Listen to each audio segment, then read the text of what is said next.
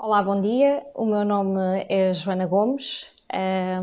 Estamos a iniciar, em parceria com as Conversas com Barriguinhas, um live que permitirá aos pais poderem esclarecer algumas dúvidas sobre células estaminais. Eu vou adicionar aqui a enfermeira Carmen Ferreira, porque ela é que irá levantar as questões relativamente às células estaminais.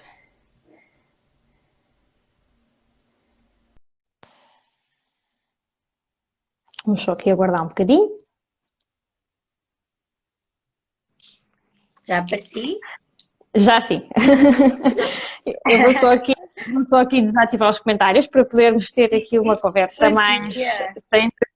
Bom dia, enfermeira Bom, Carmen, tudo bem? tudo bem? Como é que está, Joana? Tudo bem?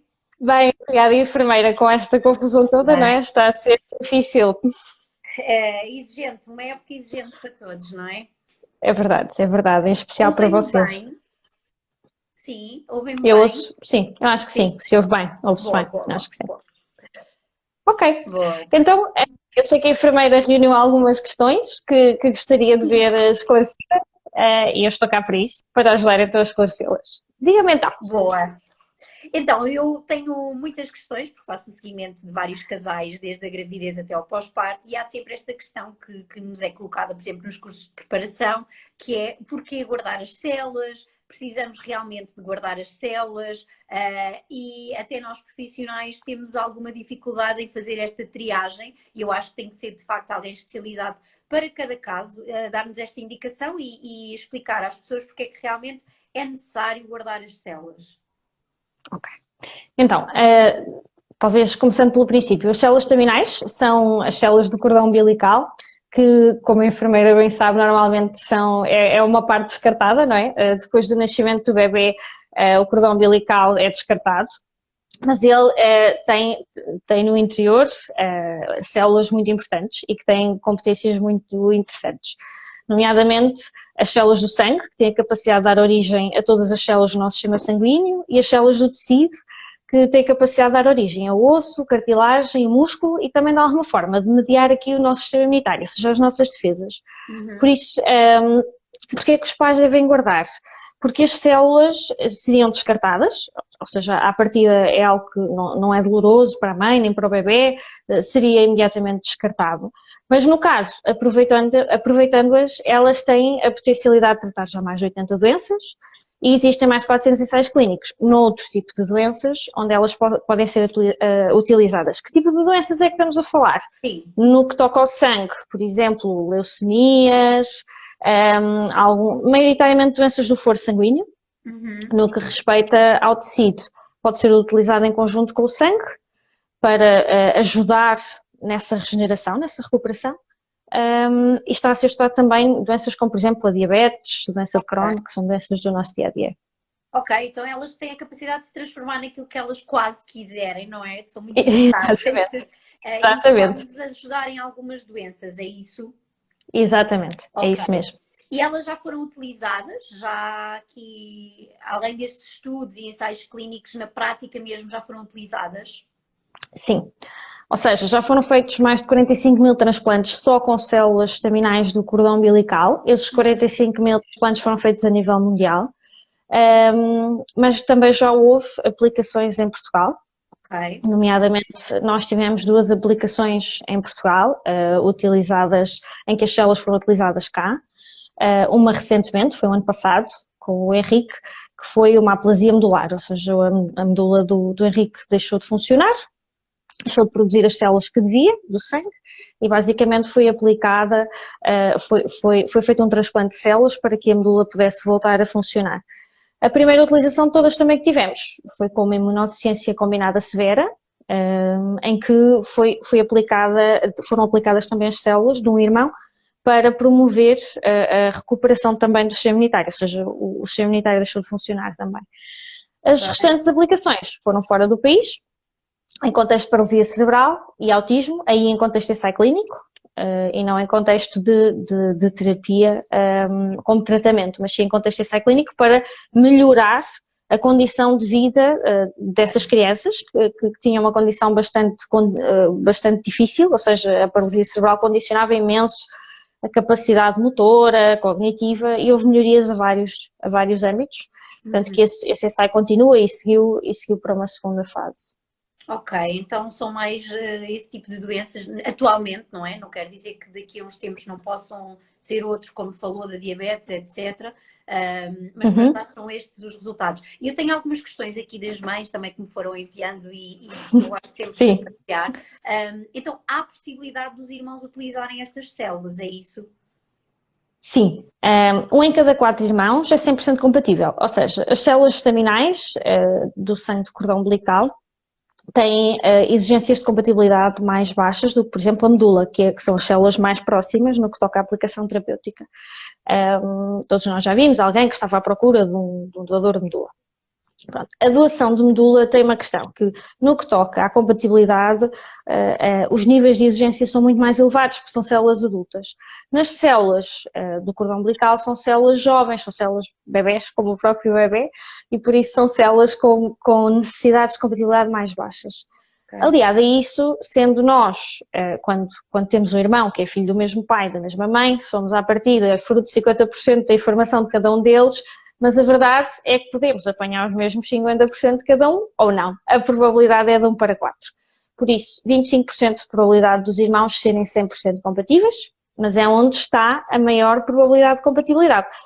Ou seja, os irmãos são sempre a primeira linha, mesmo numa situação em que não há células do cordão umbilical, os irmãos são sempre os primeiros a ser testados para a avaliação de compatibilidade, porque a partir do momento em que saímos dessa relação, diminui a probabilidade de haver compatibilidade e torna-se muito mais complicado encontrar um doador compatível. Isso significa que, ao guardar para um irmão, não guardo para o outro? Aí, lá está, pela questão dos 25%, nós achamos que deve ser sempre guardado para os dois, porque o facto de à partida, a maior probabilidade de estar no irmão, há 75% de probabilidade de não serem compatíveis, e por isso nós recomendamos sempre que seja guardado para os dois. Okay. Todavia, existem efetivamente algumas doenças onde faz sentido utilizar as células do irmão e não as do próprio, e nesses casos é sempre importante ter as células dos irmãos também guardadas. Ok, portanto podem ser utilizadas pelo próprio bebê e também pelos irmãos, é isso? Exatamente, é isso mesmo. Okay. Porque às vezes tem aqui algumas questões de pais, por exemplo, de segunda viagem, que guardaram no primeiro e questionam-nos se faz sentido guardar no segundo. E é um bocadinho por aí também que nós temos aqui estas questões, não é? Claro, claro. Elas podem ser compatíveis ou não. E, portanto, em termos de bancos de criopreservação, nós sabemos que existem muitos, não é? Mas o que é que os pais devem ter como requisitos, ter como critérios na escolha, efetivamente, para garantir que isto tudo acontece? Esperemos que não seja utilizado, mas se tiver que ser, claro, que isto tudo consegue ser viável. Certo. Então, existem alguns critérios realmente importantes no momento de escolher um banco de criopreservação para guardar as células do bebê. Primeiro, obviamente estamos a falar de um bem único e muito importante e que para ser guardado o laboratório deve cumprir um conjunto de requisitos, obviamente que há um conjunto de requisitos mínimos que é exigido pela Direção-Geral de Saúde para que qualquer entidade da nossa área possa elaborar, e existe uma legislação associada, naturalmente, mas depois existem alguns standards que alguns laboratórios quiseram pôr à prova para poder dar mais garantias aos pais. Nomeadamente, se o laboratório tem alguma acreditação ou não. O que é que significa ter uma acreditação? No fundo, é uma entidade externa que está habituada a visitar este tipo de instituições e que vai verificar a nível laboratorial se são cumpridos determinados tipos de requisitos. Nós, no caso, temos a da Associação Americana de Bancos de Sangue. Basicamente o que eles fazem é mesmo passar 2 dias no laboratório, junto com os colegas do laboratório, a verificar cada etapa do processo, desde o processo de processamento, à parte de validação, de elegibilidade, tudo isso é verificado.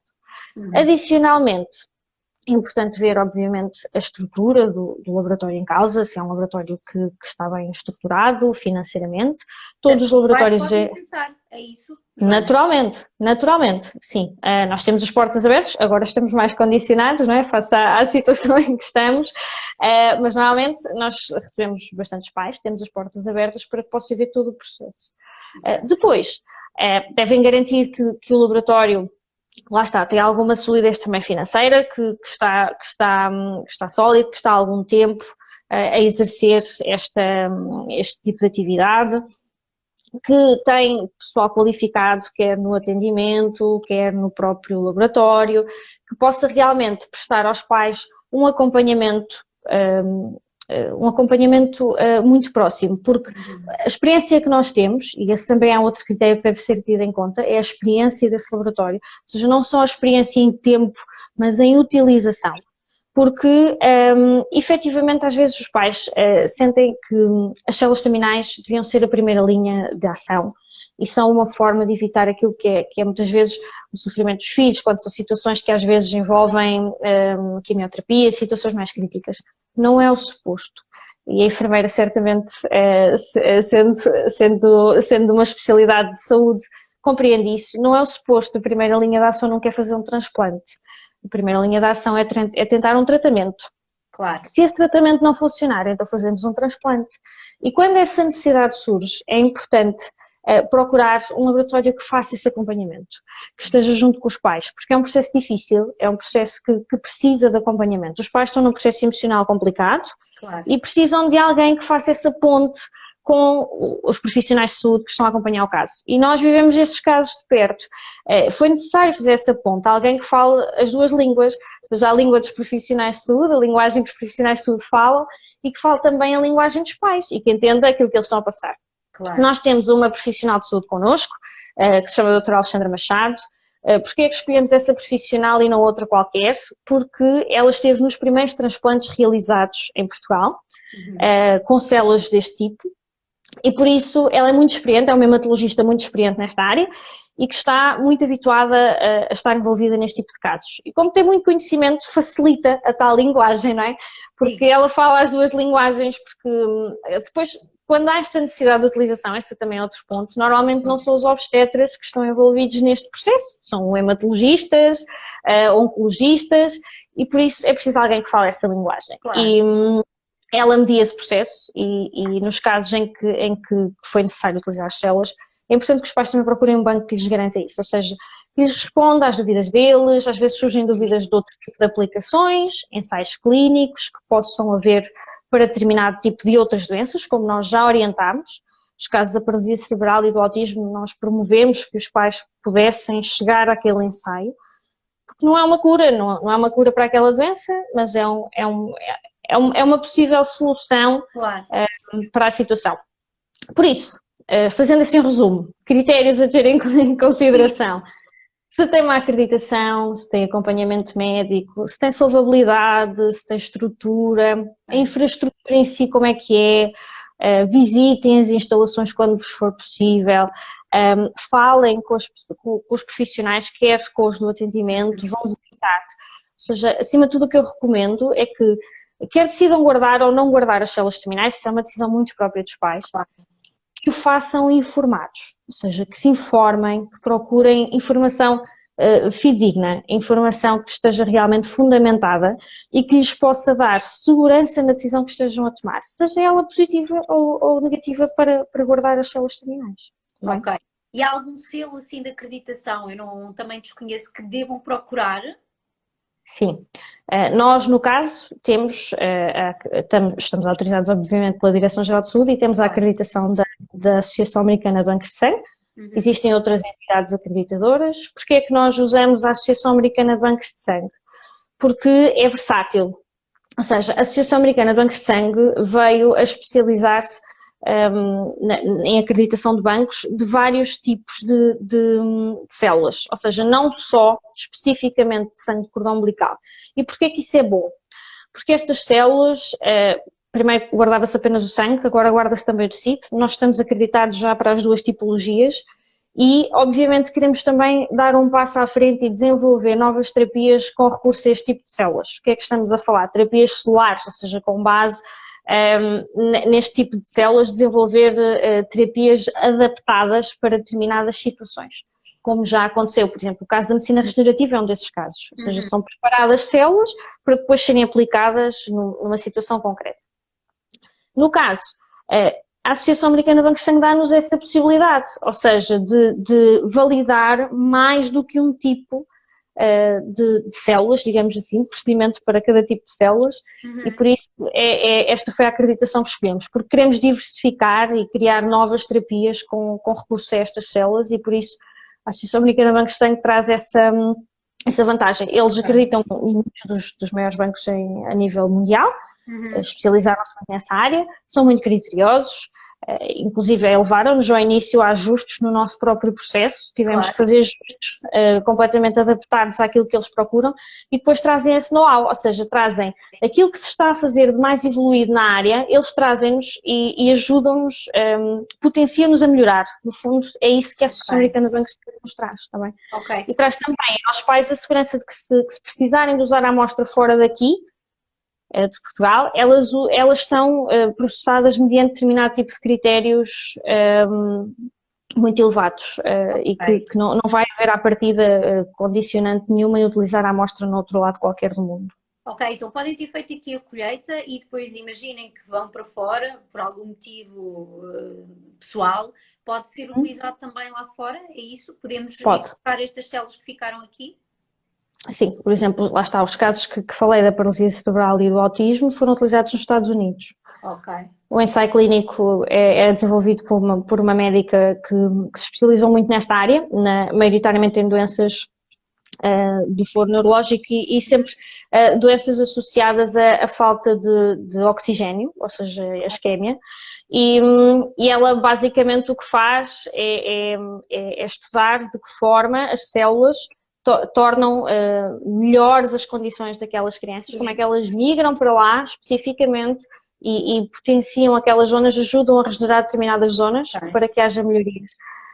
E esse ensaio foi nos Estados Unidos e foi para lá que as crianças foram e as células foram transportadas sem qualquer problema. E os pais podem consultar esses estudos, podem ter acesso a essas informações, certo? Junto de vocês, obviamente.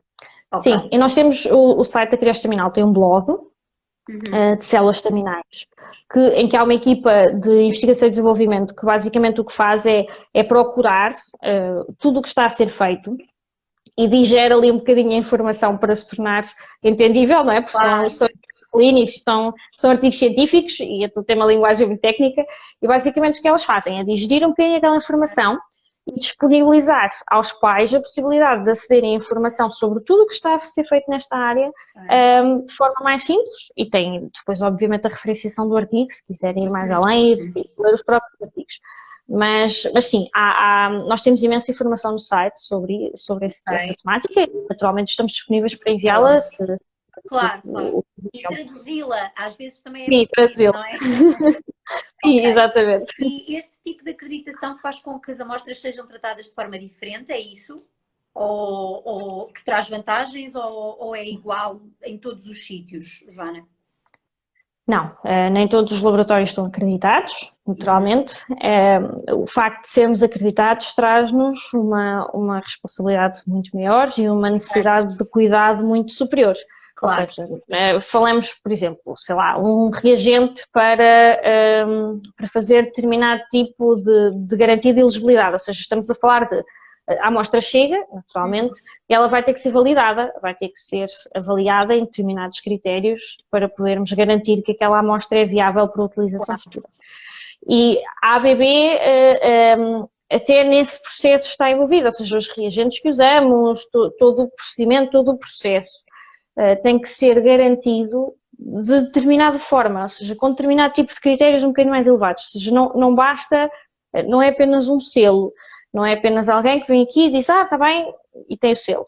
Não, eles são mesmo muito criteriosos, exigem mesmo explicações sobre várias coisas que nós temos que fundamentar, explicar porque é que fazemos desta forma, por isso é que dá essa garantia. Sim, é diferente ter uma acreditação, porque ter uma acreditação traz uma responsabilidade e traz um nível de exigência no processo muito mais elevado.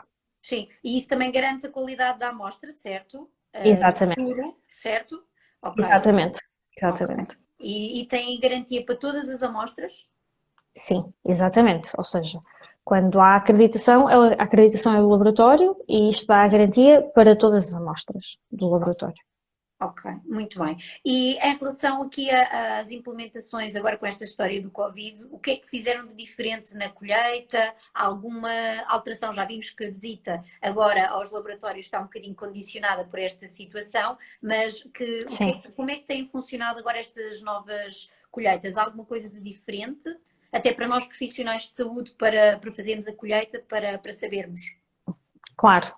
Então, efetivamente nós tivemos que nos adaptar a esta realidade, que é relativamente recente. Normalmente o processo de elegibilidade tem uma estrutura, não é? Tem um seguimento, um protocolo, como a enfermeira também bem conhece. Sim, sim. Os protocolos sofreram todos grandes alterações com a entrada do Covid nas nossas vidas. Naturalmente tivemos que nos adaptar. Todas as amostras que começaram a ser criopreservadas desde fevereiro estão localizadas à parte. Ok. Foram de imediato começadas a colocar à parte, até podermos ter a certeza de todos os procedimentos que tinham que ser garantidos, porque naturalmente não existia guidelines, tivemos que ir procurá-las e desenvolvê-las.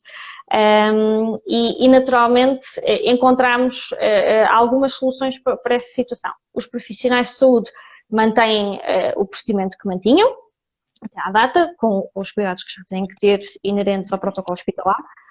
Da nossa parte, existe um documento que vai no kit e que os pais têm que preencher que faz algumas perguntas respeitantes à saúde da mãe. Ok. Tem que ser assinado por um profissional de saúde. Isto para analisar o histórico antes.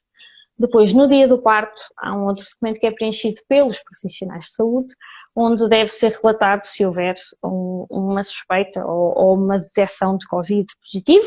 Uhum. E existe um documento específico para isso. Um mês depois de nos chegar à amostra, nós voltamos a enviar um e-mail aos pais para que nos possam garantir e dar informação se neste período todo houve alguma situação anormal no que respeita ao Covid.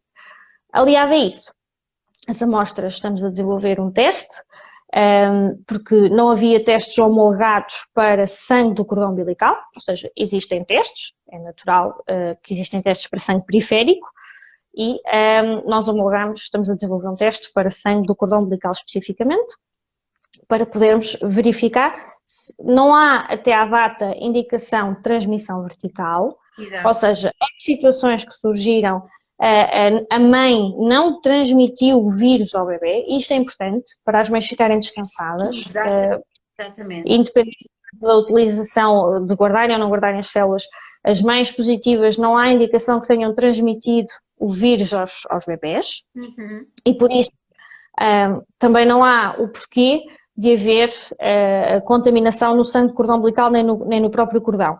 Até porque é que isto acaba por acontecer, e a enfermeira Carmen certamente poderá depois explicar isso melhor do que eu, porque a placenta acaba por funcionar ali um bocadinho como barreira, também imunológica, e isso faz com que não haja a transmissão para o sangue nem para o tecido do cordão umbilical. Ainda assim, como disse, as amostras estão a ficar à parte, se for necessário serem testadas, para termos a garantia de que não são guardadas amostras contaminadas. Claro. Nós já fazemos, obviamente, um conjunto de testes para outro tipo de situações que têm sempre que ser feitas, tal como HIV, sífilis, CMV, determinados citomegalovírus, determinados outros tipos de situações que as mães podem ter e que são impeditivas. Porque é como uma doação de sangue. Quando nós vamos doar sangue, há um conjunto de doenças que não nos permitem doar sangue, e no cordão umbilical é a mesma coisa. Claro, se não infectamos a outra pessoa, não é? Exatamente, é isso mesmo. Por isso, tudo o que existe, todas as doenças que possam haver tratamento disponível, como o antibiótico, por exemplo, bactérias, então nesses casos, se houver uma bactéria que seja tratável, a amostra é guardada porque há evidência de que a amostra pode ser colocada em antibiótico e depois administrada, não há problema nenhum. Nos casos em que não há tratamento disponível, então é impeditivo de guardar as células. Quando é impeditivo de guardar as células, nós também não cobramos o valor de serviço, ou seja, os pais só pagam as amostras que ficam efetivamente guardadas. Está bem? Por isso nós fazemos um controlo extensivo a todas as amostras. não só agora na fase do Covid, também fazemos sempre, não é? Por um outro conjunto de situações. Aliado a isso, nós, uma das coisas que há pouco me esqueci de referir relativamente à ABB, uma das práticas que nós temos relativamente ao tecido, em concreto, é que nós validamos cada amostra de tecido. Ou seja, uma em cada, cerca de 10% das amostras não cumprem requisitos para serem guardadas. Ninguém sabe porquê, a literatura não consegue encontrar um porquê. E então, das duas uma, ou se assume esse risco e guarda-se, sabendo que 10% não vão funcionar, ou tira-se uma em cada 100 e vai-se ver se está viável ou não está, ou então optamos por fazer o que nós fazemos, que é, nós vamos testar cada uma das amostras. O que é que fazemos? Pegamos num bocadinho do tecido, congelamos, retiramos e vamos ver se está viável. Ou seja, nós vamos simular exatamente a mesma coisa que faríamos se fosse necessário utilizar agora as células. Ok. Porquê é que fazemos isto? Para termos a certeza que estamos a guardar células que vão ser viáveis no futuro. Isto também para nós tem um custo associado, não é? É um investimento muito maior, mas que nós preferimos ter, salvaguardando que os pais a guardar a amostra, seja do sangue, seja do tecido, ela está viável para utilização futura. Ok, muito bem. Joana, mais alguma dica para os pais sobre este tema que possamos deixar? Porque eu tenho muitas questões e mais uma vez, como dissemos, eu dou sempre aquela questão de falem com especialistas e percebam se efetivamente qual é o sítio, os critérios, porque guardar, ver estas coisinhas todas com mais detalhe, que isso é importante e é sempre uma decisão do casal, na verdade. Claro. Mas é importante deixar aqui dicas mais práticas, já falámos da acreditação e para fazer assim uma soma geral, Joana, o que é que podemos transmitir de dicas deste tema aos pais? Ok. Então, primeiro, o processo é simples, se eventualmente os pais decidirem. Têm várias opções de poder aceder ao serviço. Aliás, no seguimento do próprio coronavírus e da situação que estamos a viver, há vários pais que começam a ter algumas reticências no investimento e nós desenvolvemos aqui um conjunto de formas de poder ajudar os pais nesse processo. Basta consultarem o nosso site ou falarem connosco. Existem várias opções para ajudar na questão da acessibilidade, porque sabemos que é um investimento elevado e que os pais muitas vezes têm que ponderar aqui várias coisas, porque existem muitos investimentos associados ao nascimento de um bebê, mas que este não seja menos importante e que não seja o fator do investimento que retrai aos pais, porque nós temos soluções para ajudá-los nesse sentido. Agora, o processo é simples, a aquisição passa apenas por passar aqui um bocadinho pelo processo, para os pais terem uma noção como é que funciona. Os pais adquirem um kit, que basicamente é todo o material e a documentação. Preenchem a documentação e enviam-nos, e depois levam o kit para o hospital, ou para a maternidade, onde é feita a colheita, e os profissionais de saúde depois devolvem-lhe a caixinha, já com a amostra lá dentro. E com tudo preenchido, atenção, e com tudo preenchido. Exatamente. É muito importante esta parte, porque depois vem para trás o estafeta, etc., porque não preencheu o papel do parteiro ou do obstetra, isto é muito importante. E Sim. Nós depois temos que deixar tudo direitinho, senão é mais difícil para os laboratórios, certo? E a parte da documentação é importante, principalmente do dia do parto, porque depois os pais têm que ir, novamente, ao hospital, procurar o profissional de saúde que fez o parto, para conseguirem assinar esse documento. E não há necessidade disso, porque é um processo simples, são só umas cruzinhas, não é nada de complexo. Sim, não é nada especial. Sim. Depois o estafeta traz então a amostra para o laboratório e ela vai ser processada e é imediatamente criopreservada no próprio dia. Depois é que então vai acontecer todo o processo de elegibilidade, ou seja, de garantia da qualidade daquela amostra, que demora cerca de 2 meses, que é um processo às vezes ansioso para os pais, mas é normal que demore cerca de 2 meses. No final deste processo, os pais recebem um certificado, ou seja, um conjunto de análises que nós fizemos à amostra, a explicar-lhes o que é que ficou guardado. O processo normalmente é pago a seguir uma semana mais ou menos depois do nascimento, e depois no final, se houver inclusive algum valor a acertar, o valor é acertado, ou seja, temos que fazer toda esta validação. Porquê é que também pode demorar estes 2 meses? Por causa daquela questão que falei do tecido.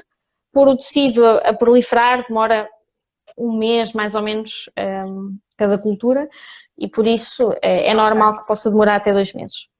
Depois, este processo é um processo simples, que os pais não têm que ter um investimento de tempo considerável, a não ser na parte da documentação e depois nos ligarem. Como é que fazem para aderir ao serviço, ou se quiserem aderir ao serviço, basta contactar-nos naturalmente, através do site, através do telefone. Nós estamos disponíveis por várias vias, no Messenger, no Instagram, também por e-mail, por telefone, por videochamadas, estamos disponíveis de várias formas, adaptámos-nos já à situação que está a acontecer e que as grávidas, a maioria nem sequer sai de casa e é normal que assim o façam, porque estão preocupadas e é normal que isso aconteça. De resto, o que é que devem ter em consideração? Quando escolherem o laboratório onde vão guardar as células dos vossos filhos, é um investimento a longo prazo, são 25 anos, é muito tempo. Escolham um laboratório que vos dê confiança, que vos transmita essa confiança relativamente àquilo que já fez ou que está a fazer para melhorar esta área, para desenvolver novas terapias, porque isto também vai ser importante no futuro. São 25 anos, é normal que surjam mais terapias. Que seja um laboratório que seja acreditado, que esteja autorizado, que tenha uma infraestrutura preparada para este tipo de situações, que se adapte a este tipo de situações, tenha um acompanhamento médico personalizado e que esteja próximo dos pais numa fase que é cheia de emoções, e a enfermeira melhor do que eu saberá isso, e cheia de confusão, porque são imensas coisas novas a acontecer e medos e emoções, são medos e ao mesmo tempo alegrias a acontecer ao mesmo tempo. E é normal que surjam também muitas dúvidas. Nós estamos cá, obviamente, disponíveis para ajudar naquelas que forem as dúvidas sobre esta área e que nós possamos, de alguma forma, ajudar os pais a encontrarem a melhor solução para eles. Em relação aos estafetas, não têm tido problemas na recolha dos hospitais, não? Não tem havido... Não houve até à data qualquer questão. Nós estamos em comunicação próxima com a Direção-Geral de Saúde e com os laboratórios e com os hospitais, peço desculpa, por forma a podermos garantir que o processo não para, e que não há qualquer constrangimento às recolhas, nem às colheitas, ou seja, nem às recolhas pelos estafetas, nem às colheitas pelos profissionais de saúde. Naturalmente podem haver situações pontuais em que os profissionais de saúde, por uma questão de segurança, salvaguardam não guardar as células, não colher as células, e isso pode acontecer. Sim. É natural. Primeiro está sempre a saúde da mãe e do bebê, está essa garantia e isso é uma não questão. Claro. Em segundo lugar, vem colher as células, por isso pode eventualmente surgir situações em que, se houver uma complicação ou houver necessidade de um acompanhamento mais próximo da mãe, que essa situação fique para o segundo plano, mas lá está, tal como eu disse, os pais depois também não têm um investimento a fazer a seguir, relativamente ao custo do serviço propriamente dito. Agora, o que é importante é levarem na admissão, não é? Quando entrarem, porque senão, sem o kit, nós não conseguimos escolher para os locais apropriados, não dá, ter os todos bem preenchidos quando entregarem. E pronto, não é? Estamos aqui um bocadinho a trabalhar também a equipa nesse sentido. Boa, muito bem. Gostei muito, esclareci algumas das minhas questões e das mães também. Algumas também eram as questões das mães que me perguntavam e eu tenho sempre a questão de encaminho para quem de direito e para adaptar a cada caso e acho que isso é que faz sentido. Portanto, Joana, muito obrigada por esse esclarecimento. Obrigada por este bocadinho para falarmos desta área. E muito bem, alguma dúvida, alguma questão podem deixar aqui na página, certo? Sim, exatamente.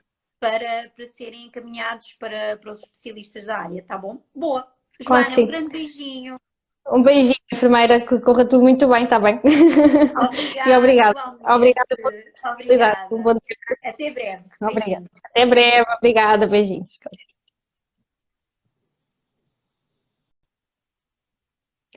Bem, obrigada por terem estado connosco este momento e por esperamos ter esclarecido a maioria das vossas questões relativamente às células terminais.